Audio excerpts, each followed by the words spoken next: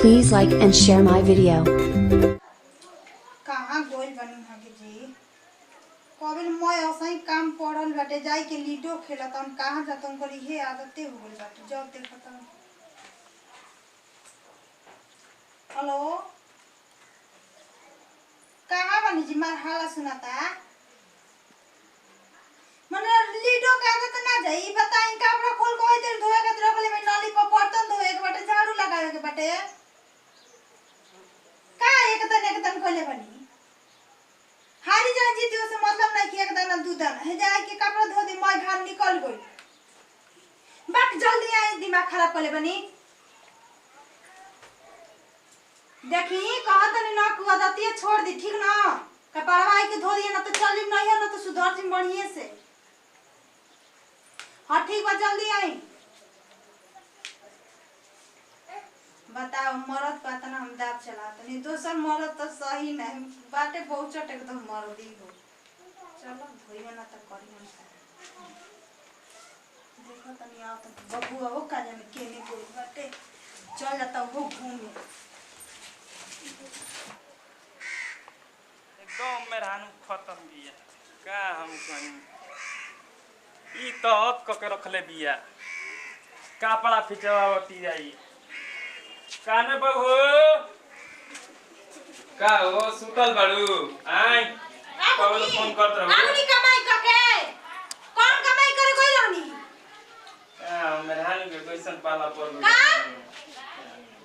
का बनी हमरा के मेहरान के कैसे पाला पर नहीं नहीं के बिगड़ल पाला कैसे पर बनी कैसे हम कलम लिखा बनी तारा के सब चीज खाना बना के देत बलाई में तो दाव का तारा खाली खाने बनाइला से होई और नहाई के कपड़ा धोले बिन नाली पर धोऊ के धोई कपड़ा हम खींची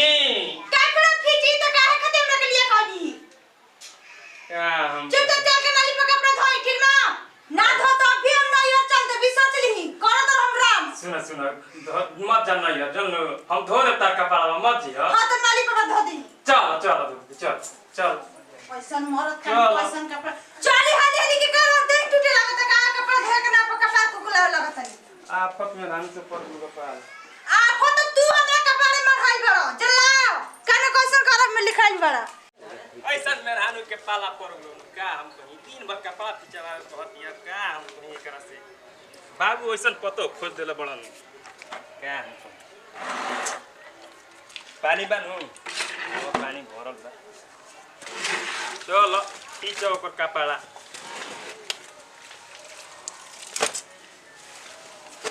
बाबू जीवन करावा लू ई का रखले बिया रे मर्द लेके ई का रखले बिया रे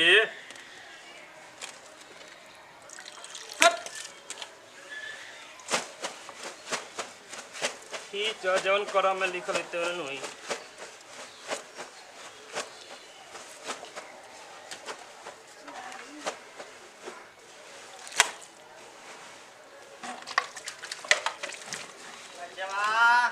हाँ बाबूजी बारनु ठीक बड़ा देख लो तार पतो खोज के नहीं बानू हल्लू का फिचरावती है देख लो अरे सजुनु ये जी में काम रहो कोई बतारा तू ना फिचत रह मैं के लुगा बा ये बता बोल दो अन्य नहीं तारा तो रहो का बुझात रहे फिच कहत ना तू न कहत रह के बाबूजी तू न कहत रह खाली ये है बल्कि और बदे आत अरे बेटी फोन वो तो यार के घर ले इज्जत ले ले तू ए पता कर देखा कहत आई कहां भी है दे तुम बोले वो करे के तो कहां बैस रे सुन रे आओ बाबूजी आइल बड़ो आवा है ने आओ मोर बाबूजी बोला तो बाप हम गांव के प्रधान होनी बाप अरे होय का करे चलो तू ए करे के होय कोई का करे ये बारू बताओ मैं के मारते नहीं के फुटल का हम मारे तो नहीं कहे तो बचाओ मरनी हो खोजला बा पतो समाज चले हम बता देते नहीं हो भी हम समझे हाय मोर इज्जत तू बादल धरते तो ना बुझाते दे काचे के माई जा डुबा दे एगो साड़ी देखो पीछे जा डूब गइल झाड़ी पीछे के फिचो हजे बड़े ता हां तो का दिन नोट गिन के लिए आइल बड़ी ठीक ना नोट गिन के देले बनी इनका यही तरी नहीं की आइल तो नोट गिन दे तो बाप गिन दे हमर बता हमर बाप हमरा खातिर नोट गिन हम तो हम साड़ी पीछे खते जाई बनी हां तो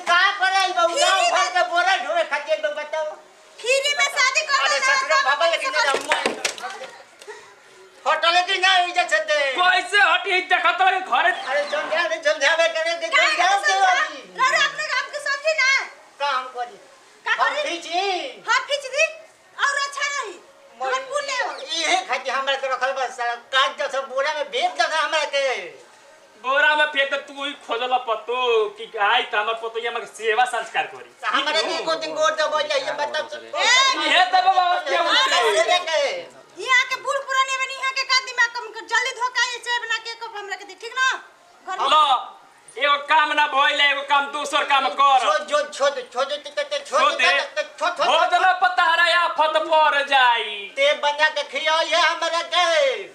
ठीक है बा हां जो ना गेट के ही बना के खे एकर के अभी खेत अभी खेत करे के मोर गांव घर देखो चल हां चल चल निकल भाग नहीं जा जा लोग हम मोर इज्जत जुगा देला लता अरे समझ ले तू सुधर जा हम बता दे समझो लो आओ हमार गांव घर में इज्जत राखो समझ गइलो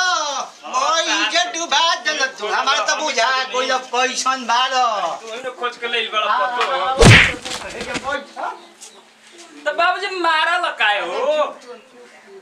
मोर गांव घर देख लेलो तो देख लेला तो तू इनो खोजले रह एगो बात हमर ध्यान से कान लगा के सुनो हां बताओ बाबूजी बताओ देखो ओकरा ना बुझाई अभी नया नया लड़की भी ओकरा का बुझाता गांव घर में टोला महला बेटी बहिन मतारी देख के सब काम कोई जाला तो हम कहां काम कइले तू ही खोजला का करियो को खींचबो ओसर परत तापत का करियो ना बात हमर सुन लो हां बोल सुनो हां तो ध्यान से देखो घरे कैसे रह जाला कैसे का कोई जाला ई तारा समझे के बा तो होइया के चलो समझई ह बढ़िया से बैठ के तब समझी ताहा तू समझावत नहीं गो हम समझाई मो हम समझाई वैसन बात नहीं खे हां उ समझ जाई हम समझाई दो अच्छा हम बैठ के तो करके समझाइबे करब कसम चाहे कि हम अभी समझा देतनी बोल अभी देखो देख लेनी ठीक बात फीचर कोनो बात नहीं खे कि हम ही देखनी है दो चार गो टोला महला दे घरे बा का कोई तनी हाला होई हां तो बात बोलना ओकरा बा के जाके आराम से कहिए ती आइल भाई घरे खाना पीना बनाती अपन कपड़ा कम से कम भीज ले अच्छे चल जाके होने ओ इनारी कपड़ा भीज की रोकेला तोरा के बताओ ठीक है बा और ते अभी जाके अगर समझाओ हमको हटे तनी ढोरा के समझावत तनी का साला समझा तनी कपेले ना सुना तनी का झूठ देवता के ना कोई न पढ़ली से तोरा बूढ़ा के घर पड़ो तनी हम घर फोड़त नहीं रे ये देख अरे तू अभी खेद दे करत हमको हटे काहे ले खेदे कहो तरा आई अरे तो मार ये तो चुका दे हमारे काची के धरी अरे देखो बाबूजी काय मारत रे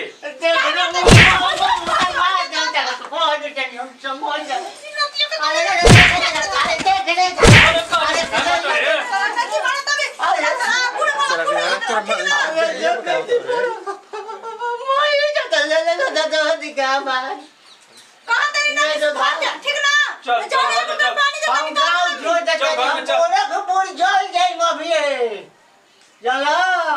ठीक बात समझाओ चल जा के दे तरा चल दे चलो बाबूजी बैठा समझाई बैठा समझाओ कादिक सुधार जाए के ठीक ना चलो कोई काम करवाई बे आरो के बतरा के बुढ़ाऊ तर हो गई खाई यार तू मोटी जी का खोज के लेल बड़ा करे के काम कोई तारे टोला महला में जी खा ले गांव घर बा प्रधान कोला तोरा जा भीख मांग के और जा तू जा लोग जा ससुर मेहर मौगे हो गइलो तू निकल गइलो खानदान में एगो